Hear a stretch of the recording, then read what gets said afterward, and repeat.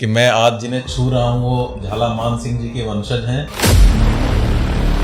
हल्दी घाटी से महाराणा प्रताप की शुरुआत जो है, क्या वो भी एक हार से हुई थी? कि वो अल बदायूनी खुद लिखता है कि हमारी फौजें तो बिखर गई पहले ही प्रहार में, और 7-8 कोस तक हमारी मुगल सेना भागना शुरू हो गई, भागती रही। अब अकबर की क्या ख्वाहिश थी? मैं भारत का सम्राट, तो इसीलिए वो कहता है कि मुझे जिंदा या मुर्दा महाराणा प्रताप चाहिए। भागऊं ई न भड़ मिले नह तपस्या रे ताप, इन गिण मां जीवित जले जोहर की अग्नि में संकल्प के साथ। मेरे रोंगटे खड़े हो रहे हैं कि मान सिंह को भी इन मुसलमानों पे विश्वास नहीं था, ये मेरे साथ धोखा कर सकते हैं, इसलिए वो अपने साथ। बींग हरियाणवी तूने हिजड़ा के गीत सुने हैं, देखे ना बलवान तने, हम रजपूत जात के ठाकुर, समझे ना ता इंसान तने। तीसरे चरण का युद्ध शुरू होता है। महाराणा प्रताप जब मान सिंह पे भाला फेंक के आक्रमण करते हैं और उनका जो महावत है वो घायल हो जाता है, कि मान सिंह अगर चाहता तो महाराणा प्रताप को उस टाइम उनको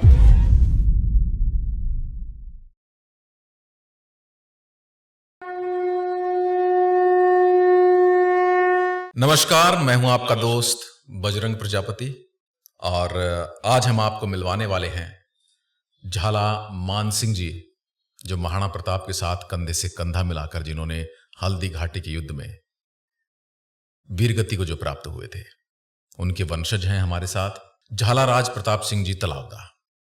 और ये इतिहास के खोजी हैं, इतिहास को परत दर परत खोजते रहते हैं, निरंतर अपनी खोज को जारी रखे हुए हैं। आज महाराणा प्रताप के वंशजों के साथ कंधे से कंधा मिलाकर ये पिछले 35 वर्षों से अभी भी कार्यरत हैं, अपने शोध को आगे बढ़ा रहे हैं, राजस्थान के इतिहास को आम जन तक पहुंचा रहे हैं और कोशिश कर रहे हैं कि इतिहास वो पढ़ाया जाए, वो पता लगे जो इतिहास हमें पढ़ाए जाने की या बताए जाने की जरूरत है, यानी कि इतिहास को भारतीय नजरिए से, स्थानीय नजरिए से, सामाजिक नजरिए से। आपका स्वागत है और आपका आभार। आपको बहुत बहुत धन्यवाद, बहुत बहुत नमस्कार और स्वागत है आपका भी। तो झाला जी, मैं आप सबसे पहले ये जानना चाहूंगा कि जैसे अभी 450वां हल्दी घाटी का जो हम त्योहार मनाने वाले हैं, तो इस विषय पर बहुत सारे इतिहासकारों के अलग अलग मत हैं। इतिहासकारों के क्या है कि हमने पाठ्य पुस्तकों में पढ़ा है, तो उससे हमारे मन में भी अलग अलग विचार आते हैं कि हमें हमेशा जो हमारे भारतीय राजा महाराजा रहे हैं उनके बारे में हमें यही पढ़ाया गया है कि वो बस हारते रहे हैं। तो क्या हल्दी घाटी से महाराणा प्रताप की शुरुआत जो है, क्या वो भी एक हार से हुई थी, या फिर महाराणा प्रताप की यही हार हमें बार बार क्यों पढ़ाई जाती है, जबकि महाराणा प्रताप का संघर्ष तो अनावरत जीवन पर्यंत चलता रहा? इसमें मैं आपसे निवेदन करना चाहूंगा कि ये जो तर्क वितर्क और कुतर्क का जो सिलसिला चला है, ये हमारा आजादी के बाद चला है। आजादी के पहले ऐसी कोई बात नहीं थी। तो अब हम क्या है कि महाराणा प्रताप की हार और जीत के विषय में अगर बात करते हैं, तो हमें कुछ क्या है कि इतिहास के पीछे जो पृष्ठ हैं वो उसमें जाना पड़ेगा। तो पहले तो अपन क्या ले लेते हैं कि इसमें भी 2-3 स्टेज हैं, परंतु अपन पहली स्टेज पे जाते हैं आजादी के पहले 1915 से लेके 1956 तक। 47 में आजाद हुए हम, तो अपन 1915 से ही बात करना शुरू करेंगे जी। तो हमें क्या है कि 56 तक की बात समझ में आ जाएगी जी। और उसके बाद में हमारा शिक्षा का जो वो पैटर्न जो है वो बदला है पढ़ाने का जी। तो वो चीज बाद में आ जाएगी। तो मैं आपको सबसे पहले बताना चाहूंगा कि जब गांधी जी खुद भारत में आए अफ्रीका से और वो इस मूवमेंट में शामिल हुए, क्यों मूवमेंट तो पहले से ही चल रहा था। 1857 के क्रांति के बाद में मूवमेंट शुरू हो गया था अंग्रेजों के खिलाफ, परंतु गांधी जी की एंट्री होती है 1915 में। 1915 में गांधी जी एंटर होते हैं, सबसे पहले नवजीवन प्रेस स्थापित करते हैं। और नवजीवन प्रेस का पहला जो अखबार छपता है आजादी के पन्नों के लिए, उसमें वो आदर्श महापुरुष को उठाते हैं, महाराणा प्रताप। जो उस समय पूरे भारतवर्ष में एक ऐसा आदर्श महापुरुष है जिसके चरित्र पे कोई किसी तरह का आक्षेप नहीं है, ऐसा चरित्र वो उठाते हैं। और नवजीवन प्रेस का पहला अखबार छपता है, उसमें महाराणा प्रताप की शौर्य गाथा को उठाते हैं, आजादी की, भारत की आजादी के, महात्मा गांधी जी। फिर उसके बाद में उससे कुछ पहले जब बंगाल का विभाजन होता है 1905 और 6 में, उस समय क्या है कि इस कहानी को बंगाली लोग पहले उठा लेते हैं, और जब महात्मा गांधी जब उठाते हैं तो ये पूरे देश में, बंगाल में तो आग लगी हुई थी, वैसी की वैसी साइमल्टेनियस जो स्थिति चल रही थी गुजरात में भी चल रही थी। तो महाराणा प्रताप का गुजरात से लेके बंगाल तक का जो ये बीच में है, और इसी में महाराणा प्रताप नवजीवन प्रेस के माध्यम से इस बात को उठा देते हैं। तो महाराणा प्रताप एक तरह से आजादी के एक आदर्श व्यक्तित्व के रूप में पूरे हिंदुस्तान में अंग्रेजों के खिलाफ खड़े हो जाते हैं। फिर ये कहानी आगे बढ़ती रहती है, बढ़ते बढ़ते देश आजाद हो जाता है। देश आजाद होने के बाद में भी ये महाराणा प्रताप का जो चरित्र है वो बात आगे चलती रहती है, उसमें भी कोई किसी ने आक्षेप नहीं किया है उनकी जीत और हार के विषय में, आदर्श महापुरुष के रूप में आते हैं। जब 1956 ईस्वी में नेहरू जी यहाँ आते हैं उदयपुर, तो नेहरू जी खुद प्रभावित हैं महाराणा प्रताप के चरित्र से।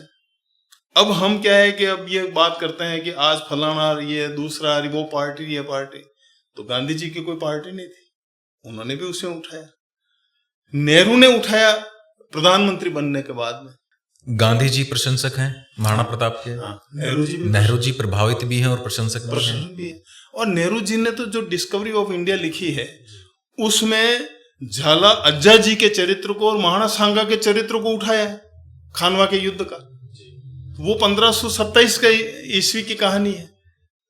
और डिस्कवरी ऑफ इंडिया में नेहरू जी भी उस बात को उठाते हैं, मेवाड़ मुगल संघर्ष को। लेकिन आम जन तक ये कहानियां इतने बड़े लेवल पे या फिर इतने सही तरीके से क्यों नहीं पहुंच पाई है? मतलब एक आम जन या किसी स्टूडेंट से आप पूछ के देखेंगे तो उनको ये बातें पता ही नहीं है कि कितने बड़े चरित्र हैं ये, कितनी महान इनकी गाथाएं हैं। इनको बस हम एक छोटी सी लड़ाई से जोड़ते हैं, उस लड़ाई पे ही उनका जीवन खत्म हो जाता है। इसलिए मैं आपको ये बताऊंगा, पहले अपन नेहरू जी की बात कर लेते हैं। नेहरू जी 1956 में मेवाड़ में आते हैं, महाराणा भगवत सिंह जी से मिलते हैं, क्योंकि भोपाल सिंह जी 55 में देवलोक हो गए थे और 56 में एज ए प्रधानमंत्री नेहरू जी यहाँ आए थे। उन्होंने तत्कालीन महाराणा भगवत सिंह जी थे, उनको कहा कि आप मेवाड़ में हो और महाराणा प्रताप पे आपके यहाँ कोई वो स्टेचू नहीं है, महाराणा प्रताप के नाम पे कोई स्मारक नहीं है, तो जिस आइकॉन को पूरा देश सिर पे लेके चल रहा है उसका वो नहीं है। तो ये मोती मंगरी का जो प्रताप स्मारक है ना, उसका पहला सुझाव नेहरू जी का है, महाराणा भगवत सिंह जी को। और उसी टाइम महाराणा भगवत सिंह जी 1,10,000 रुपए उसके लिए डोनेट करते हैं, और नेहरू जी राज्य सरकार से 139 बीघा मोती मंगरी की जमीन अलॉटमेंट करवा के और कहते हैं कि आप भी इसमें कंट्रीब्यूट करिए। फिर उसके बाद में सभी स्टेट पैसा देते हैं। तो नेहरू का बहुत बड़ा कंट्रीब्यूशन है इसमें, मोती मंगरी प्रताप स्मारक। अब ये है, एक विडंबना ये है कि जब हम आजाद हुए तो हमारे ऊपर क्या है कि एक आजादी का भूत सबके ऊपर ऐसा सवार हुआ कि उसने हमारी पौराणिक जो ज्ञान है, पौराणिक शिक्षा है, उसको छोड़ के एकदम आधुनिक बनने की जो दौड़ लगी, उस दौड़ की वजह से क्या है कि सब दोषी नहीं है इसमें, उस दौड़ की वजह से ज्यादातर लोग दोषी हैं कि हमें पश्चिम से प्रभावित हो रहे हैं और पश्चिम की व्यवस्था, राजनीतिक व्यवस्था यहां स्थापित हो रही है। तो अब उसमें क्या है, सब अपनी जगह संभाल रहे हैं, परंतु दोष क्या है कि उस टाइम इतिहासकारों को भी देते हैं। क्यों? कि आपको पूरा ज्ञान नहीं है कि आप खुद भी तो उसी टाइम पढ़े हुए हो, आज आप उस पे विचार क्यों नहीं करते हो हमने क्या पढ़ा है। हमने अगर पाठ्य पुस्तकों के हिसाब से जाएं तो हमने बिल्कुल उल्टी हिस्ट्री पढ़ी है। अब क्या हुआ, उसके बाद में जो पाठ्य पुस्तकें बनी वो क्या है कि हमारा जो आक्रांताओं का जो 1000 साल का इतिहास है वो दिल्ली सेंट्रिक है, दिल्ली केंद्र बिंदु है, और दिल्ली का भी वो 50 किलोमीटर का दायरा, जिसको पूरा भारत मान लिया, वो बहुत गलत है। क्यों? उत्तरी भारत को नेग्लेक्ट कर दिया, दक्षिण भारत को नेग्लेक्ट कर दिया, पश्चिमी भारत को नेग्लेक्ट कर दिया, पूर्वी भारत को नेग्लेक्ट कर दिया, और हमने दिल्ली का केंद्र मान के जो 50 किलोमीटर की परिधि का दिल्ली का है, उसी को हमने भारत का सम्राट और साम्राज्य मान लिया, और विदेशी आक्रांता ज्यादातर आके दिल्ली में ही बैठा। पर उनकी सल्तनत और रियासत देखी जाए तो उन्होंने कितने क्षेत्र पर राज किया, तो 50 किलोमीटर का दायरा ही नजर आता है। और हम उसको क्या है कि दिल्ली पे जो बैठ गए वो भारत का सम्राट हो गया। तो ये मानसिकता तो हमारी भी है, उसमें गलती हमारी। हम कम्युनिस्टों को ही वोट देते हैं, कम्युनिस्टों ने ऐसा किया, कम्युनिस्टों ने ऐसा, तो दूसरे क्या कर रहे थे? दूसरों किसने मना किया? फिर क्या है कि जो दिल्ली सेंट्रिक होने की वजह से क्या है कि उस टाइम जो दिल्ली के जो लोग थे आसपास में, चाहे वो हिंदू हो चाहे मुसलमान इतिहासकार हो, उनके ऊपर 300 साल की छाप तो वो मुगलों की थी ना। इसलिए हमारी शिक्षा में जो ऐड किया गया और परिवर्तन किया गया वो दिल्ली सेंट्रिक हुआ, दिल्ली को केंद्र मान के। तो इस वजह से क्या है कि हमारी पूरी शिक्षा व्यवस्था से हमारे आदर्श गौण होते गए, उसमें महाराणा प्रताप के गौण हुए।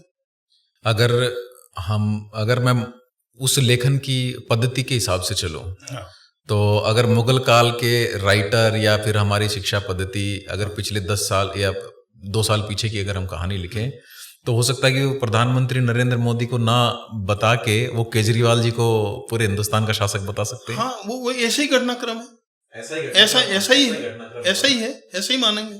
क्योंकि आप उसको क्या है कि उस चश्मे से आप देख ही नहीं रहे हो कि आप 500 साल का 400 साल के इतिहास के दृष्टिकोण से देख ही नहीं हो।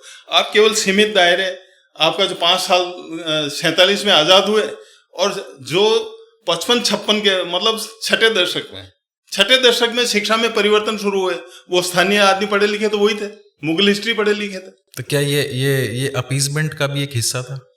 अपीसमेंट तो स्वतः हो गया, क्योंकि वो लोग ही राइटर थे जो दिल्ली के 50 किलोमीटर के दायरे में जो निवास कर रहे थे काफी लंबे टाइम से, जिनका अंग्रेजों के साथ भी संबंध था, मुगलों के साथ भी संबंध था, और हमारा वो मिक्स कल्चर ऐसा था कि उसमें हिंदू भी दोषी है और मुसलमान भी दोषी है और अंग्रेज भी दोषी है, उसमें कम्युनिस्ट भी आ जाता है।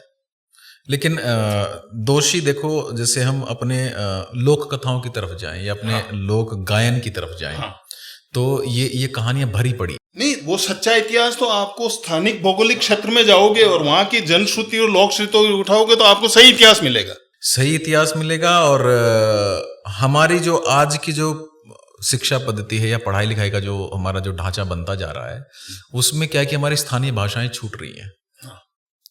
अगर मैं देखूं, मैं अगर मेवाड़ का या फिर मैं मालवा का राजा भोज का अगर इतिहास, राजा गोपीचंद, विक्रमादित्य, राजा भर्तृहरि के किस्से जो हैं वो हमने पढ़ने से पहले अपनी रागनियों में सुने हैं। बीइंग हरियाणवी, हमने उनको रागनियों में सुना है, लोक कथाओं में सुना है। हमने जयमल मेड़ता की, वो हमारी क्या है कि वो हमारी संस्कृति का पार्ट था, हम उस संस्कृति से कट गए। आधुनिक शिक्षा पद्धति जब लागू हुई तो हमने उसको क्या है कि गौण मान लिया, तो हम हमारी सांस्कृतिक शिक्षा से भी कट ऑफ हुए, हमारा जो संस्कार है उससे भी दूर हटे, और हम पश्चिम से प्रभावित हुए सीधे। तो इसमें क्या है कि किसी एक को दोष नहीं दे सकते, हम सब उस प्रभाव में बह रहे थे। उस टाइम की जनरेशन जो है वो, क्यों कि सब ये देख रहे थे भारत आजाद हुआ है, अब हमें नौकरी मिलेगी, नौकरी करना है तो पढ़ना है, और पढ़ना है तो अंग्रेजी पे पढ़ना, जो अब नया लिटरेचर आ रहा है उसी को पढ़ना, पुराना पढ़ के क्या करेंगे। तो दोषी तो पूरी पीढ़ी है वो, उसमें 10% आदमी जो दोषी नहीं है, तो उनकी चलती कहां अभी भी चल ही रहा है ये सिलसिला, वो सिलसिला चल रहा है। और अभी क्या सिलसिला चल रहा है, वो एक दूसरे से दोषारोपण करके आगे बढ़ रहे हैं, वो उसमें सुधार नहीं कर रहे हैं, गलती स्वीकार नहीं कर रहे हैं। अब हम जैसे हल्दी घाटी पे आए, तो उस समय के इतिहासकार अबुल फजल मिलते हैं, बदायूनी मिलते हैं। ठीक है, तो बदायूनी भी सीधे सीधे तो नहीं कहते हैं कि इसमें मुगलों की जीत हो गई है, लेकिन वो थोड़ा सा उनकी तरफ ही लिखते हैं। और इसका कारण अबुल फजल बिल्कुल सीधा ही लिखता है कि भाई इसमें हमारी जीत हो गई, जबकि अबुल फजल वहां था नहीं। इसका कारण अब अपन इसी पे आ जाते हैं जी, बदायूनी और अबुल फजल पे आ जाते हैं। अब ऐसा है कि जब महाराणा प्रताप का हल्दी घाटी का युद्ध होता है, तो बदायूनी क्या करता है? बदायूनी कट्टर सुन्नी मुसलमान है, जो अकबर की भी बुराई करता है कट्टरता के रूप में। जब वो उदारवादी बात करता है तो वो उसको भी नहीं बख्शता है, उसी का होते हुए उसको नहीं बख्शता है। हाँ, बदायूनी का तो एक किस्सा भी है। हाँ। कि उन्होंने वो सेनापति से पूछा था। हाँ। कि अरे तुम पहचानते कैसे हो कि ये भी इधर से भी राजपूत लड़ रहे हैं, हल्दी घाटी में इधर से भी राजपूत लड़ रहे हैं। तो कहते हैं वो सेनापति ने कहा था कि हमारे लिए दोनों काफिर हैं। वो ऐसा है कि जब हल्दी घाटी का युद्ध शुरू होता है तो हल्दी घाटी का युद्ध 3 चरणों में हुआ है, उसको कोई नहीं पढ़ता है। युद्ध हुआ, हार गए, जीत गए, बस 5 घंटे के आसपास का घटनाक्रम है। क्यों कि सुबह 6 बजे दोनों तरफ की फौजें आमने सामने हो जाती है, परंतु अटैक कोई नहीं करता है। 2 घंटे तक इंतजार करते हैं, पहले वो करे या पहले ये करे, और वो मेवाड़ की तरफ से पहल होती है। फिर अब ये तो अटैक कर ही नहीं रहे, आए अटैक करने हैं पर अटैक नहीं कर रहे, तो हम शुरू करते हैं। तो पहला अटैक और पहला वार ऐसा भीषण होता है कि वो अल बदायूनी खुद लिखता है कि हमारी फौजें तो बिखर गई पहले ही प्रहार में, और 7-8 कोस तक हमारी मुगल सेना भागना शुरू हो गई, भागती रही, और बचे हुए जो दूसरों ने मोर्चा संभाला वो लड़ते रहे। तो अब उस टाइम वो आसफ खां से पूछता है, आसफ खां और मान सिंह 2 को जिम्मेदारी सौंपी थी, ठीक है। तो बदायूनी आसफ खां से पूछता है कि मैं कैसे पहचान करता हूं कि हमारे कौन से सैनिक हैं और उधर के कौन से सैनिक हैं। क्यों कि मान सिंह को भी इन मुसलमानों पर विश्वास नहीं था, ये मेरे साथ धोखा कर सकते हैं, इसलिए वो अपने साथ 4000 कच्छावा सैनिकों को साथ लेके आया था, कछवा सैनिकों, ठीक है ना। तो अब वो कहता है कि मैं किसके ऊपर आक्रमण करूं, किसके ऊपर तीर चलाऊं।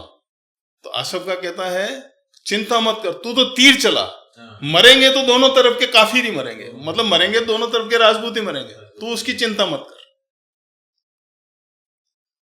तो ये उसकी आसफ खां की संवाद है, आसफ खां का और अल बदायूनी का। तो बदायूनी ने जो लिखा है और उसने अबुल फजल ने जो लिखा है, तो आप उसके बारे में बता रहे थे कि इन्होंने ऐसा क्यों लिखा है। अबुल फजल क्या है कि आगरा में बैठ के वो कोर्ट हिस्टोरियन है जी, पेमेंट मिलता है उसको, और उसके मालिक की उसको प्रशंसा करना है। तो इसके लिए वो हर तथ्य को तोड़ मरोड़ के अकबर के फेवर में ही लिखने का काम करता है, गोदी इतिहासकार कह सकते हैं हम उसे। हाँ, तो वो उसी का काम करता है वो। और बदायूनी तो खुद आंखों देखा हाल लिखने आया था और कट्टर सुन्नी था, और वो के अकबर से परमिशन लेगा मैं जिहाद के लिए जाना चाहता हूं, तो वो जिहाद की बात कर रहा है, बिल्कुल कट्टर इस्लाम था। परंतु वो जब देखता है तो वो सही चीज लिखने से चूकता नहीं, और वो ही हमारे अच्छे प्रमाण बनते हैं। हमारी जो प्रशस्तियां लिखी हुई है जीत की, उनका प्रमाण, काउंटर प्रमाण वो अल बदायूनी ही बनता है कि हमारी जो प्रशस्तियां बोल रही है जीत की, उनको वो प्रमाणित कर रहा है। तो युद्ध के घटनाक्रम में जैसे ये हमेशा वाद विवाद चलता है कि दोनों में कौन जीता कौन हारा। हाँ। तो आप युद्ध तो बता अपन रहे थे, ऐसा करें, हरावल तीनों युद्ध चरण की बात कर लें, उससे हाँ, क्लियर हो जाएगा। हाँ हाँ। ऐसा है कि सुबह 6 बजे के आसपास दोनों सेनाएं आमने सामने हो जाती है हल्दी घाटी के मुहाने पे, ठीक है।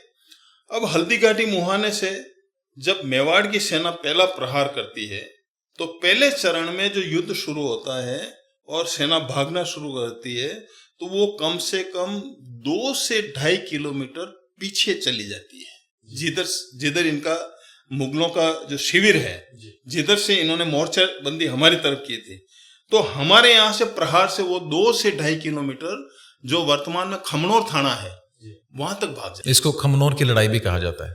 नहीं, वैसा ये खमनोर की लड़ाई ही थी, परंतु हल्दी घाटी मुहाने से शुरू हुई है इसलिए। और हल्दी घाटी का जो पीला रंग है उससे क्या है कि सबके वो सिर पे ऐसा भूत चढ़ा कि हल्दी घाटी की लड़ाई लिखना शुरू कर दिया, वरना ये लड़ाई तो खमनोर की लड़ाई है।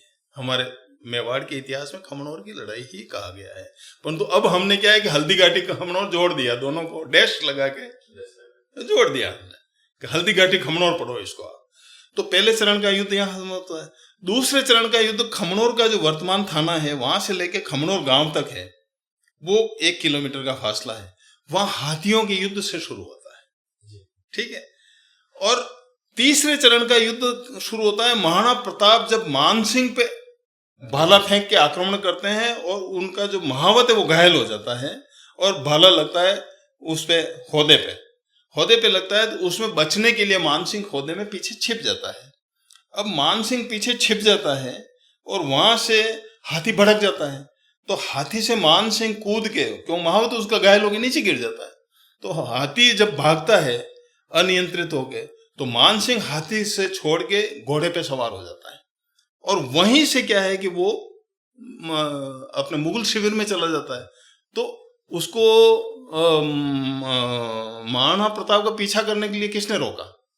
किसी ने नहीं रोका, उसको पीछा करना चाहिए था ना, अगर लड़ने ही आया तो पीछा करना चाहिए था। अब ये कहते हैं हल्दी घाटी का युद्ध तो हम जीत गए, अरे जीत गए तो मानसिंह वहां से घोड़े पे बैठने के बाद गया कहां? और उसी टाइम मैतर खां आता है, जो पहले भागते हैं, तो मैतर खां तीसरे चरण के युद्ध में आता है और वो कहता है कि बादशाह स्वयं आ गए हैं, और फिर वो वापस से इकट्ठे होते हैं जितना तो युद्ध समाप्त हो जाता है। तो लोग क्या है कि इस लड़ाई को बिल्कुल समझ नहीं पाते हैं, क्योंकि जब तक भौगोलिक स्थिति को नहीं समझेंगे कोई, अगर इस लड़ाई को समझना है तो तीनों चरण को भौगोलिक स्तर पे देखने पड़ेंगे। जो 550 साल पहले साक्ष्य थे वो साक्ष्य आज भी है। क्षत्रिय युद्ध और नैतिकता। हाँ, तो अब अपन नैतिकता की बात करें तो युद्ध में हमेशा जो क्षात्र धर्म का जो पालन करना होता है, वो मेवाड़ की युद्ध नीति में हमेशा से हुआ है जी। तो जो हल्दी घाटी खमनोर का युद्ध जिसको कहते हैं, वो 18 जून को सुबह शुरू हुआ था, ठीक है। उसके एक दिन पहले 17 तारीख को संध्या काल से पहले, मध्याह्न के बाद संध्या काल से पहले, महाराणा प्रताप, झालामान और हकीम खां सूर अपनी एक सैनिक टुकड़ी के साथ में सर्वे करने के लिए निकलते हैं कि अगर सुबह मुगल सेना इधर से आएगी तो हमें कहाँ कहाँ मोर्चा बंदी करनी है और कहाँ कहाँ से हमें उनसे युद्ध लड़ना है। तो इसकी पूरी व्यू रचना के लिए ये आते हैं हल्दी घाटी के इस जंगल में। इधर से क्या होता है कि मानसिंह भी दूसरे दिन कैसे युद्ध लड़ेंगे और कहाँ हम हमला करेंगे और हमारी व्यू रचना क्या होगी, मतलब मैदान का निरीक्षण। हाँ। तो अब वो पहाड़ी एरिया है, तो पहाड़ी एरिया तो निरीक्षण करना जरूर, क्यों उन पहाड़ियों से वो भी परिचित नहीं है और हम तो परिचित हैं। तो वो अपने 1000 सैनिकों के साथ में वो उस सर्वे करने के लिए आता है। कोइंसिडेंस ऐसा होता है संयोग से कि मानसिंह उधर आया हुआ है और वो उसमें अपना काम कर रहा है, तो वो इनको नहीं देख पाया, महाराणा प्रताप को, झालामान को, हकीम खां सूर को, मेवाड़ की सैन्य टुकड़ी को वो नहीं देख पाया। इतने में हकीम खां सूर की नजर पड़ती है मानसिंह, तो हकीम खां सूर एकदम आश्चर्यचकित होकर ये कहता है कि ये तो अच्छा अवसर है हमारे लिए। तो वो महाराणा प्रताप से निवेदन करता है कि हुक्म ऐसा है कि अभी हमारे पास बहुत अच्छा अवसर है कि मानसिंह जो सेनापति बन के आया है लड़ने के लिए, तो क्यों नहीं हम इसका काम तमाम अभी कर दें। तो क्या है कि हमें कल युद्ध में तो फिर बाकी बची फौज को भगाने में करने में वही लड़ना पड़ेगा। मानसिंह का तो यहाँ एक सेनापति खत्म हो जाएगा, दूसरा सेनापति आसिफ खां है वो देखा जाएगा, उसको कल देख लेंगे। तो महाराणा प्रताप क्या बहुत धैर्यवान है, बात सुनने में ज्यादा विश्वास करता है। हाँ, वो अच्छे श्रोता भी हैं, विचारवान भी है, धैर्यवान भी है। जब ये बात उनका को हकीम खां संवाद कर रहा होता है, तो झालामान क्या है, थोड़े तो वो सेनापति है, उग्र स्वभाव है थोड़ा, वो महाराणा प्रताप से पहले ही बोलते हैं कि हकीम खां जी, युद्ध नीति के हिसाब से तो आपकी बात सही है, परंतु तो ऐसा है आप में और हम में फर्क ये है कि हम क्षत्रिय हैं, हम पीछे से और धोखे से अपने दुश्मन पे वार नहीं करते। इसलिए हाँ ठीक है, वो भी उसके मिशन से आया हुआ है तो वो ठीक है, परंतु इसका फैसला तो हम कल आमने सामने युद्ध लड़के ही करेंगे। इसलिए मानसिंह पे अभी धोखे से वार हम नहीं करेंगे। महाराणा प्रताप हकीम खां की बात भी सुन लेते हैं और झालामान की भी बात सुन लेते हैं, और एक जो उनका विशाल हृदय है, विचार, वो मौन स्वीकृति दोनों को दे देता है, दोनों की बात सुन के, और वो बात वहीं खत्म हो जाती है। अगर महाराणा प्रताप उसमें हाँ भर देते तो हो सकता है कि मानसिंह का काम वहीं समाप्त हो जाता। तो और दूसरे दिन मानसिंह हाथी से कूद के महाराणा प्रताप के वार से घोड़े पे बैठ के अपने शिविर में चला जाता है। अब आजकल क्या है कि एक नया नैरेटिव 30-40 साल में जयपुर की तरफ से कुछ लोगों ने चलाया हुआ है कि मान सिंह अगर चाहता तो महाराणा प्रताप को जब युद्ध क्षेत्र से बाहर निकल रहे थे उस टाइम उनको काम तमाम कर देता उनको। तो एक नया नैरेटिव और एक शुरू कर रहे हैं कि हम जयपुर की शौर्य बताने के, मान सिंह का शौर्य बताने के लिए, जबकि वास्तविकता में ऐसा घटित ही नहीं हुआ।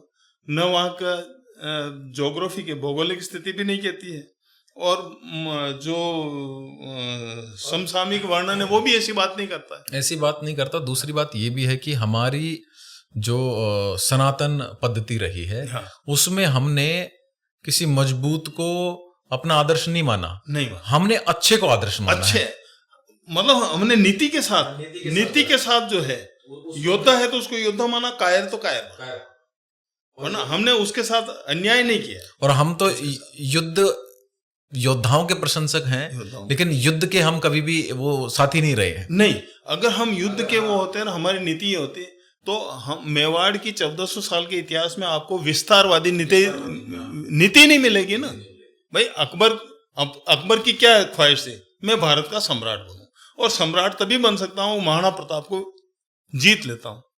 तो इसीलिए वो कहता है कि मुझे जिंदा या मुर्दा महाराणा प्रताप चाहिए। जबकि अगर देखा जाए तो अकबर को लड़ने की जरूरत ही नहीं है, वो अपने घर खुश है, हम अपने घर खुश हैं। हाँ, परंतु उसकी विस्तारवादी आक्रमणकारी सोच उधर से है। हाँ, वो आक्रांता है, विस्तारवादी नीति है, और उसका एक वो है कि मैं सम्राट कहलाऊं, इसके एक उसकी एक चाह है ताकि, और इसीलिए वो महाराणा प्रताप के पास 4 संधि प्रस्ताव भेजता है। अच्छा, हाँ, आप देखो कि अकबर जब 67-68 में चित्तौड़ में आया, 30,000 फौज लेके आया, 4 महीने में उसको अनुभव हो गया कि इनको जीतना आसान नहीं है। और उस समय में भी उसने 2 संधि प्रस्ताव भेजे कि मैं संधि करने को तैयार हूं, मेरी अधीनता स्वीकार कर लो, जयमल प्रताप, ठीक है। तो जयमल क्या कहता है, मुझे इस किले की जो चाबियां हैं महाराणा ने दी है, तू मुझे क्या दे सकता है। हमारी हरियाणवी में एक कहावत है, जयमल मेड़ता एक रागनी है, उसमें कहते हैं कि तूने हिजड़ा के गीत सुने हैं, हाँ, देखे ना बलवान तने, हाँ, हम रजपूत जात के ठाकुर, समझे ना तन इंसान तने। हाँ। मतलब वो कहते हैं कि तूने अभी तक है ना अपने ये दरबार में बैठे हुए वो बीरबल और उनके लिए कहते हैं जो इनके तानसेन के लिए, कि तूने अभी ना इनके गाने ही सुने हैं, तूने वीर देखे नहीं है। तो इसलिए उसको वो अनुभव हो गया था। इसीलिए उदय सिंह जी के देवलोक होने के बाद में महाराणा प्रताप का जब राज्याभिषेक होता है 72 में, तो 4 संधि प्रस्ताव अकबर भेजता है। 2 संधि प्रस्ताव हमारे जागीरदार हैं मेवाड़ के, वो रिजेक्ट कर चुके हैं 67-68 में। फिर इसके बाद में वो 4 संधि प्रस्ताव महाराणा प्रताप के पास में 72 और 73 में भेजता है। उनको भी महाराणा प्रताप रिजेक्ट कर देते हैं। क्यों कर देते हैं? संधि हो सकती है तो मित्रवत और सम्मानजनक ही हो सकती है, कोई दबाव की संधि मेवाड़ के साथ नहीं हो सकती। और वो चाहता था कि जैसे तैसे मैं प्रलोभन देके दबाव की संधि कर लूं, मैं सम्राट कहलाऊं, मान सिंह की तरह। हाँ, सम्राट कहलाऊं, ये अकबर का मोटो था। लड़ाइयां लड़ते रहो, हाँ, और मैं सम्राट कहलाऊं, और तुम्हें क्या है कि मनसबदारी देता रहूं, यही तो था। तो इसलिए क्या है कि अब हम एथिक्स के साथ जुड़े हुए थे, नैतिक मूल्यों के साथ जुड़े हुए थे। तो नैतिक मूल्यों की बात करते हैं तो एक काम तो वो है कि उसको मान सिंह को उस दिन जीवन दान दे दिया।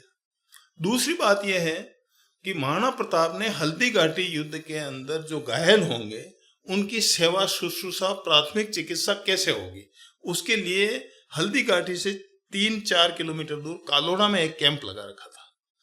उसमें युद्ध क्षेत्र से चाहे हिंदू हो चाहे मुसलमान हो, सभी घायलों को लाया गया, चाहे मुगल हो चाहे मेवाड़ के। मुगलों ने तो उठाया ही नहीं है, हाँ, परंतु हमारी तरफ से जिन्होंने है, चाहे वो मुगल है चाहे मेवाड़ का है सैनिक, परंतु घायल है, उसको चिकित्सा देना है, तो उनको सभी को लाके कालोड़ा में ट्रीटमेंट करवाया। तो ये मानवीय नैतिक मूल्य ये हैं हमारे, तो नैतिकता की बात है। और फिर हारा हुआ आदमी इतने सब बंदोबस्त कैसे कर रहा है? हारा हुआ कैसे कर सकता है? और हारा हुआ निरंतर युद्ध भी लड़े जा रहा है। और हार में भी ये आप हार उसकी बता रहे हो जो आपको 6-7 किलोमीटर दूर रक्त तलई में आके शिविर के पास में युद्ध कर रहा है हल्दी घाटी मुहाने से। तो हम युद्ध लड़ते लड़ते भी आपको ही पीछे धकेल रहे, और जीत भी आप ही रहे हो। और फिर ये जीत आपकी तरफ से ये जो डिक्लेयर कर रहे हैं हम जीते थे, तो ये जीते का जो नरेशन जो डेवलप किया नहीं, गया मुगलिया है, जैसे नरेशन की हम बात करें, मुगलिया नरेशन है, या अभी जो हमारा एक पड़ोसी देश है नया नया पाकिस्तान की बात ले लें, वो उसके अगर नैरेटिव पे जाएं तो वो 65 में कहता है कि हम जीते, वो कहता है 71 में हम जीते, क्योंकि सबको पता है कि एक देश टूटे, 93,000 लोगों ने सरेंडर किया। वो कारगिल में भी जीते, वो 93,000 की सरेंडर को मानने को तैयार नहीं है, उसमें भी जीत समझ रहा है। मतलब अभी भी जीत गए वो, उरी में भी जीत गए, मतलब वो हर लड़ाई जीतते रहते हैं। नैरेटिव सेट करना जो है ये पुरानी परंपरा रही है, इस मानसिकता की। आक्रांता है जो मानवीय नैतिक मूल्य पे हमारे जो संस्कृति से, भारतीय संस्कृति के हिसाब से तो जीत को भी जीत नहीं माना है कि नहीं, एक लड़ाई थी, मर्यादा की लड़ाई थी, लड़ ली, हार जीत तो युद्ध में होगी, परंतु कभी उसको जीत को भी थोपा नहीं है कभी हम जीते। मान सिंह भी कभी संधि प्रस्ताव लेके आए थे? मान सिंह खुद आए संधि प्रस्ताव लेके। दूसरा संधि प्रस्ताव जो था, पहला संधि प्रस्ताव उनका एक जो कूटनीतिज्ञ था अकबर का, कोर्ची, जलाल खां कोर्ची, 72 में वो लेके आया। तो अकबर ने उसको, कूटनीतिज्ञ था और उसको माना हुआ कूटनीतिज्ञ था, उसको भेजा।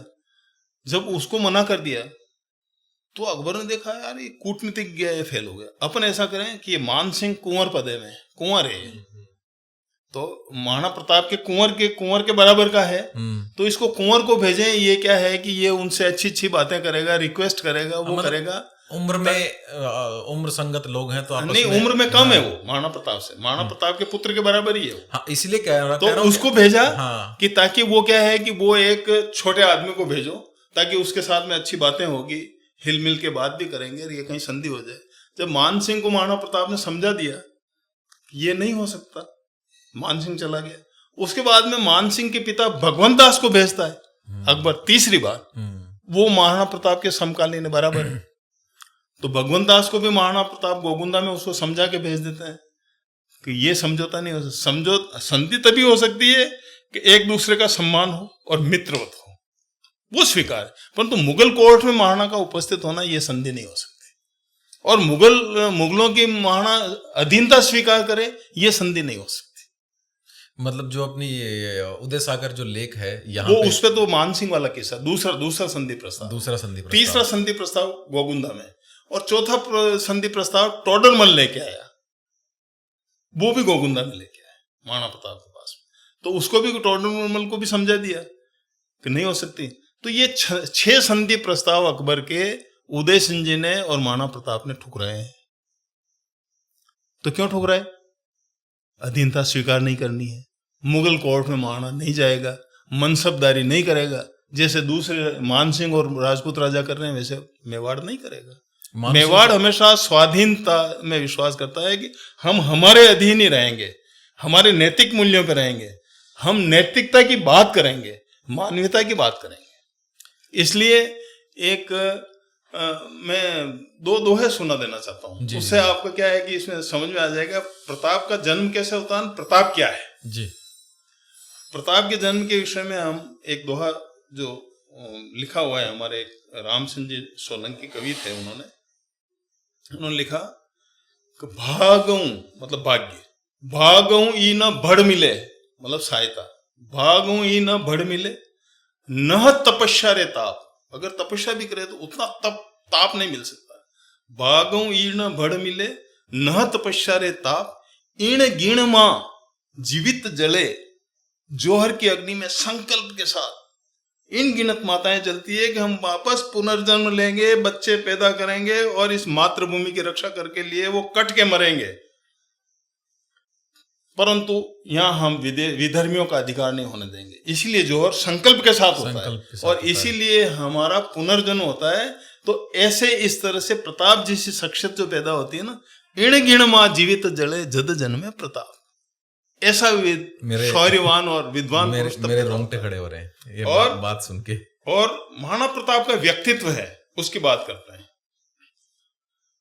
तो वो है जात धर्म और वर्ग तज, मतलब जाति उसके सामने कोई जाति नहीं है, कोई वर्ग नहीं है, कोई संप्रदाय नहीं है, जात वर्ग और धर्म तज कोई धर्म नहीं है। मानवीय नैतिकता, मानवीय नैतिक मूल्य धर्म है। जात धर्म और वर्ग तज, वृद्ध शिशु नर नारी है, चाहे वो वृद्ध है, शिशु है, नर है या नारी है, हम सब मानवीयता के उस दृष्टिकोण से बात हो रही है। जात धर्म और वर्ग तज, वृद्ध शिशु नर नारी है, जद जद भारत जूझसी पाथल जय थारी। ये भारत भूमि के लोग, जब जब भारतवर्ष पे संकट आएगा मातृ में, तब महाराणा प्रताप जैसे आदर्श व्यक्तित्व ही पूजा जाएगा। इसीलिए महात्मा गांधी ने 1915 से महाराणा प्रताप का ही नवजीवन प्रेस से आदर्श पुरुष का चरित्र उठाया और जवाहरलाल नेहरू ने उसको स्मारक के रूप में स्थापित करवाया 1956 में। ये प्रताप है। अब कौन जीतता है कौन हारता है, तो हार और जीत में नैतिक मूल्य बहुत महत्व रखते हैं। ये एक गिर गया एक खड़ा हो गया, ये हार जीत नहीं है। हार जीत में तो ये है कि आपका व्यक्तित्व हारा है या जीता है। सबसे बड़ी बात तो व्यक्तित्व की है। उनके व्यक्तित्व से जुड़ी एक कहानी सुनने को मिलती है कि एक बार कुंवर अमर सिंह जी किसी मुगलिया सरदार और उनके परिवार को, बिल्कुल वो एक एथिक्स की बात की थी ना मैंने। दो जी, एथिक्स तो हो गए जी, घायलों को, चाहे वो मुगल है चाहे वो है, और मान सिंह के साथ क्या है, क्षत्रिय हैं तो क्षात्र धर्म का पालन करेंगे, छल नहीं करेंगे। तीसरा ये है कि ये बात है जब क्या है कि जो अब्दुल रहीम खाने खाना जो 1580 में अपने यहाँ कवि भी सूबेदार रह के गया था, कवि भी है जो, वो कवि था वो, हाँ, ठीक है, वो कृष्ण भक्त हो गया था बाद में, और तुलसीदास जी का मित्र था और कृष्ण भक्त हो गया, जिनको हम रहीम के नाम से रहीम के नाम से आता है। रहीमन धागा प्रेम का मत तोड़ो चटकाए, ये उन्हीं रहीम की बात हो रही है। हाँ, तो वो जो है वो अब्दुल रहीम खाने खाना वही रहीम है, और वो किसका है, मेवात का भाणेज है जी, मेवात एरिया है ना, वहां का भाणेज है वो। तो वो उसका वो गुजरात का सूबेदार था 1585 में, और पालनपुर उसका हेडक्वार्टर था जी। पालनपुर से वो आबू की तरफ शिकार खेलने आया, तो संयोग से महाराणा प्रताप और अमर सिंह जी का भी उसी एरिया में शहर गांव में निवास कर रहे थे जी। तो किसी ने कहा कि यहाँ जो अब्दुल रहीम खाना शिकार खेलने आया और उसका परिवार यहाँ है। तो अमर सिंह जी ने कहा कि भाई परिवार यहाँ है तो ऐसा करो कि इस परिवार को बंदी बना लो और महाराणा प्रताप के सामने पेश कर दो, ताकि अब्दुल रहीम खाना अपने आप आएगा महाराणा प्रताप के पास। जब उसके परिवार को लेके गए तो महाराणा प्रताप को गुस्सा आया, अरे तुम मेरा बेटा हो गए और इन महिलाओं को कैद करके लाया, ये तने अच्छा नहीं किया, इनको ससम्मान सुरक्षित वापस इनके शिविर में छोड़ के आओ। और खुद दूसरों को भी भेज सकते थे, परंतु नहीं, महाराणा प्रताप ने अमर सिंह जी को ही भेजा, कुंवर को, कि नहीं आप लेके आए हो, आपको इनको सुरक्षित रूप से ससम्मान छोड़ के आओ, या आपकी जिम्मेदारी है वहां तक सुरक्षित पहुंचे, वापस सुरक्षित पहुंचाने की जिम्मेदारी भी आपकी। अब देखो चरित्र, ये मानवीय नैतिक मूल्य ये है। अब देखो एक चरित्र कैसा है महाराणा प्रताप का, और एक चरित्र जो दूसरी तरफ है, वो नौरोजी का मेला लगाता है। नौरोजी उनका नैतिक आचरण की तो उनसे आशा ही नहीं की जा सकती, क्यों, उनका कोई कल्चर ही नहीं है नैतिकता के हिसाब से। वो क्या है कि एक तरह से आक्रांता है, लुटेरे हैं, उनका मकसद लूट खसोट और राज्य विस्तार के, इसलिए उनसे ऐसी आशाएं अपन कर नहीं सकते, उसके संस्कार ही नहीं है। हम जैसे उदयपुर लोग आते हैं घूमने के लिए, सिटी पैलेस देखते हैं, तो उनको क्या प्रताप गौरव केंद्र भी देखना चाहिए? ऐसा है कि सिटी पैलेस तो क्या है कि सिटी पैलेस और प्रताप स्मारक मोती मंगरी, ये देखे बिना तो क्या है कि हर चीज अधूरी है जी, क्योंकि आपको इतिहास नहीं मिलेगा। अब उसी के इतिहास के आधार पे प्रताप गौरव केंद्र डेवलप किया गया है, तो उसको भी क्या है कि अब जनता के लिए क्या है कि टूरिस्ट तो उदयपुर में आते ही है, तो वहाँ क्या है कि वहाँ भी वो क्या है कि ऑडियो विजुअल भी चलाया है उन्होंने। वहाँ क्या है कि जैसे पहले ऐतिहासिक रूप से कई कमियां थी, तो उन्होंने प्रयास करके, जैसे मैं भी वहाँ 2 साल से जा रहा हूँ, वहाँ हम कमियों को दूर कर रहे हैं जी। तो एक अच्छा काम प्रताप गौरव केंद्र पे भी महाराणा प्रताप से लेके जो भी इतिहास की दृष्टि से है वो काफी अच्छा काम हो रहा है। और मैं 2 साल से वहाँ इसीलिए जुड़ा हुआ हूँ। मैं क्या है कि मैं तो एक बिल्कुल स्वतंत्र आदमी हूँ, कोई किसी संगठन से जुड़ा हुआ आदमी नहीं हूँ जी। मेवाड़ की संस्कृति से जुड़ा हूँ और मैं मेवाड़ के कल्चर में पैदा हुआ हूँ। और अपनी संस्कृति के तो सनातन संस्कृति का मामला है तो सनातन संस्कृति तो विशाल है, उसमें तो पूरी दुनिया ही आ जाती है। पूरी दुनिया आ जाती तो हम क्या है कि हम भेदभाव करते हैं मानवीयता के आधार पर, हम जाति के आधार पर भेदभाव नहीं करते हैं, हम ऊंच नीच के आधार पर भेदभाव नहीं करते हैं, हम पढ़े लिखे के आधार पर भेदभाव नहीं करते हैं। हम भेदभाव करते हैं तो मर्यादाओं के साथ कौन जी रहा है, मानवीय नैतिक मूल्यों से कौन समझौता रखता है, ऐसे आदमी चाहे वो किसी भी वर्ग में किसी भी समाज में पैदा हुआ उसका हम सम्मान करते हैं। और महाराणा प्रताप, जब लोग कहते हैं कि समाज इतनी जातियों में बटा हुआ था, ये अछूत वाली कहानियां खूब कहते हैं, लेकिन महाराणा प्रताप ने तो समरसता का बहुत बड़ा उदाहरण है। हमारी जब भी आपको समरसता की बात होगी तो जो राजतंत्र वैदिक सनातन संस्कृति से जुड़े हुए हैं वहां कभी कोई भेदभाव नहीं रहा है। हमारी जातियां कैसे बनी है नहीं आपको वो समझना पड़ेगा। जो अपना चिन्ह है, मतलब राज चिन्ह है, अगर हम उसको भी देखें वो एक अलग बात है। राज चिन्ह की अलग बात करते हैं, पहले जातियां कैसे बनी उसकी बात करेंगे। जातियां हमारी क्या है कि बेसिकली बनी है, हमने खुश होके क्या काम अपनाया जी, और हम अच्छी तरह से क्या काम कर सकते हैं। जी बिल्कुल। हमने किसी ने कलाकारी का काम अपनाया तो उसके शौक से अपनाया है, उसको दबाव में नहीं अपनाया उसने।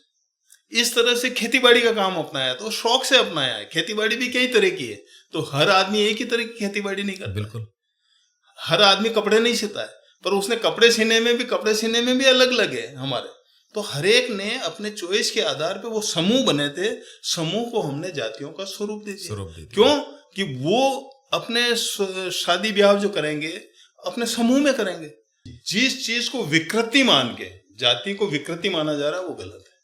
जाति हमारी सम्मान का प्रतीक है, सम्मान का प्रतीक। और देखो जातीय विवाह, अगर मैं आज तो कोई अपना जातिगत काम कर नहीं रहा है, कोई कुछ कर रहे हैं कुछ नहीं कर रहे हैं। जैसे मैं हूं, पहले भी नहीं करते थे। हाँ, मेरे को जातिगत विवाह का मतलब जो कॉन्सेप्ट मेरे को समझ में आता है वो लोग कहते थे कि अपनी ही जाति में शादी क्यों करनी चाहिए। एक परिवार है जो दूध का व्यापारी है, दूसरा परिवार भी दूध का व्यापारी है, तो उस घर की बेटी इस घर में आएगी तो उसको एडजस्ट करने में कोई दिक्कत नहीं होगी। उसको पता है जल्दी उठना ही पड़ेगा, उसको पता है कि जानवर को खाना चारा डालना पड़ेगा। सही। एक कुम्हार का घर है, उसमें अगर किसी और जाति की सुनार की आ जाए या धोबी की आ जाए, एडजस्ट नहीं हो तो उसको कैसे पता होगा कि मिट्टी का क्या करना है, मिट्टी भिगोनी कैसे है, उसके गुण धर्म वो कैसे पहचानेंगे। नहीं, हम क्या है कि जब घोड़े का तो डीएनए टेस्ट चाहते हैं, हाँ, तो मानव का नहीं चाहते। ये क्या गड़बड़ है। हम किसी भी जो जैसे गेहूं है, चना है, उसका भी चाहते हैं। वही रेसिपी अच्छी लगेगी हमारा। वो जो गेहूं होगा, मालेठी गेहूं होगा, वही अच्छा लगेगा हमें, तो वही चाहिए खाने में। तो अच्छा व्यक्ति जो जानता है जिस चीज को, वो क्यों नहीं चाहिए। आजकल क्या है कि ये जो राजनीतिक द्वेष फैला है ना, वोट की राजनीति बहुत गलत राजनीति हुई हमारे यहाँ। और इसके लिए बहुत से लोगों ने पहले ही कह दिया था कि वोट का अधिकार क्या है कि सभ्य आदमी के पास होना चाहिए, जो बिल्कुल मानवता की कसौटी पे खरा उतरे, ऐसे लोगों के पास वोट का अधिकार होना चाहिए। अभी वोट का अधिकार भीड़ तंत्र के माध्यम से जा रहा है, इसलिए हमारी ये सब विकृतियां और जाति समाज को आपस में लड़ाने की बात हो रही है। और लड़ रहे हैं क्योंकि सब प्रतिस्पर्धा में लगे हुए हैं, एक दूसरे का सम्मान नहीं करते हैं, एक दूसरे से प्रतिस्पर्धा करने में। हाँ, प्रतिस्पर्धा करने में खड़े हुए लोगों को जुटाते हैं। जाति के नाम पे जुटाया, एक आदमी है उसको थोड़ा सा चढ़ाया ऊपर, उसको लीडर बनाया, सफेद कुर्ता पजामा पहनाए, कुछ उसको पैसे दे दिए, उसके बाद वो अपनी जाति का ठेकेदार बन जाता है। हाँ। ऐसे ठेके पे दे के छोटे छोटे गांव में छोटे छोटे समूह, फिर एक बड़ा समूह बना लेते हैं, फिर उनका एक बड़ा ठेकेदार बन जाता है। फिर जहां पे वो ठेकेदार कहता है वहां पे फिर वो वोट जाता है। तो इसी के पीछे जो है अभी पूरा तंत्र जो है ना, वो इस तरह से पागल है। वो अभी ये छोड़ नहीं सकते। हाँ, वो जड़ें इतनी जम चुकी है कि अब कोई भी राजनीतिक दल उसको छोड़ नहीं सकता। छोड़ेगा तो मर जाएगा। मर जाएगा। हमारे यहाँ जाति समूह क्या था? महाराणा प्रताप के लिए हर जाति समूह से आदमी क्यों मर रहा था? हल्दी घाटी के, हाँ बिल्कुल, हल्दी घाटी खमनौर युद्ध की हमने एक लिस्ट बनाई जाति वाइज, तो 36 जातियों के लोग, 152 आदमी की लिस्ट बनाई है हमने जी, उस सभी जातियों के लोग। और उसमें तो हर जाति का लोग मरने के लिए क्यों तैयार था? फिर हमारा जातीय द्वेष था और हमारे में इतना भेदभाव था, हमारे में इतना छुआछूत था, तो हर आदमी क्यों प्रताप के साथ मर रहा था? और फिर सेना का तो खाना एक जगह बनता है, हाँ, उनका तो सोना एक जगह होता है, एक दूसरे की रक्षा कर रहे हैं, एक दूसरे का बचाव कर रहे हैं, और एक दूसरे का सुरक्षा, एक दूसरे से सुरक्षा है, सुरक्षा है ना। तो फिर हमारे कहाँ भेदभाव था, कहाँ छुआछूत था? ये छुआछूत ये सब 1947 के बाद में फैलाई हुई है। कुछ अंग्रेजों ने फैलाई, नहीं, अंग्रेजों ने शुरुआत की थी उनकी 1857 की क्रांति के बाद। उन्होंने देखा कि अगर ये सब मिल गए तो हमें यहाँ नहीं रहने देंगे। फिर उन्होंने क्या किया कि हर जाति समूह में और हर धर्म में 2-2 समूह तैयार किए उन्होंने, पैसे दे के रेडिकल्स तैयार किए, कट्टरता वाले ग्रुप बनाए, उनको फीड किया, तुम ऐसे बोलो, तुम ऐसे बोलो।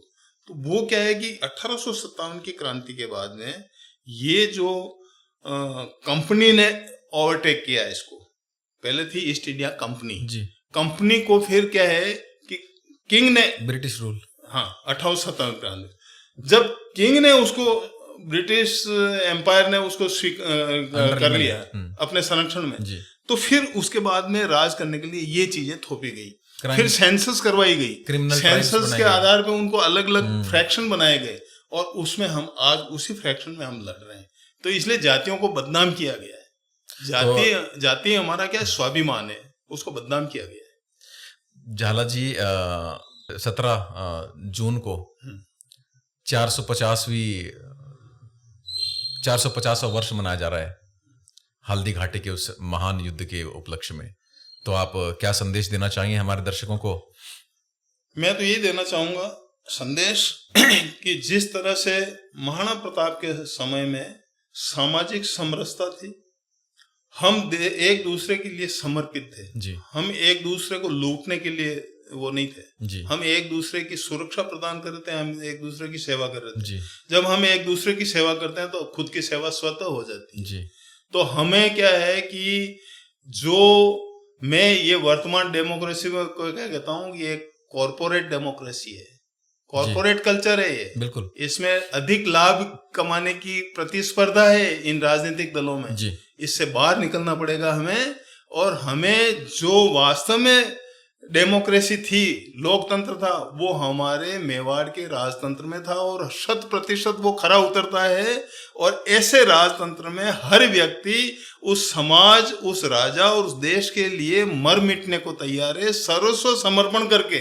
तो हमें क्या है कि प्रताप जयंती मनाने का उद्देश्य ये है कि हम एक प्लेटफॉर्म पे आ जाएं, जाति हमारा स्वाभिमान है, सम्मान है, हम जाति के साथ खड़े रहें और अच्छे काम के लिए मर्यादा से मानवीय नैतिक मूल्यों के आधार पे जुड़ें। यही सबसे बड़ा संदेश है प्रताप जयंती। तो 450वें इस हल्दी घाटी के उत्सव को मनाने जा रहे हैं उदयपुर में, तो लोगों से मैं आह्वान करूंगा कि जितने भी लोग इस गांधी मैदान में पहुंच सकते हैं वो लोग पहुंचें और ज़्यादा से ज़्यादा अवेयरनेस बढ़ाएं। जो लोग डिजिटल कंटेंट क्रिएटर हैं वो इसके बारे में थोड़ी जानकारी फैलाएं। और आपका बहुत बहुत धन्यवाद। मैं आपकी इस अपील का समर्थन करता हूं और आपसे मिलकर बहुत खुशी हुई। और मैं इस अपने आप को भाग्यशाली समझता हूं कि मैं आज जिन्हें छू रहा हूं वो झाला मान सिंह जी के वंशज हैं। हाँ, वो तो ऊर्जा है मेरे में, ईश्वर की कृपा है और मेरे पूर्वजों का आशीर्वाद है कि वो आज मेरे में वो चीज है। और आपसे एक बार फिर मिलेंगे हम किसी नए मुद्दे को लेके, किसी नई रिसर्च को। बिल्कुल, मेवाड़ के किसी भी मुद्दे पे जो आपको विवादित लगे मैं उसके सबके जवाब दूंगा। और मेवाड़ के इतिहास में अब कोई विवादित मुद्दा नहीं है, क्योंकि मैं करीब इस 30-40 साल में सब मुद्दों को सुलझा चुका हूँ। ठीक है जी, हम अगले मुद्दे के साथ आपसे जरूर भेंट करेंगे और तब तक के लिए आप तक के लिए नमस्कार, आपको भी और दर्शकों को भी नमस्कार। जय मेवाड़, जय भारत। जय मेवाड़, जय भारत। और अगर आपका एपिसोड अच्छा लगा है तो एपिसोड को लाइक कीजिए, और अगला एपिसोड किस टॉपिक पे चाहते हैं झाला साहब जी के साथ, तो हमें वो भी कमेंट में लिखकर जरूर बताइएगा। तब तक के लिए नमस्कार, जय हिंद, जय भारत, जय भारत। जय मेवाड़।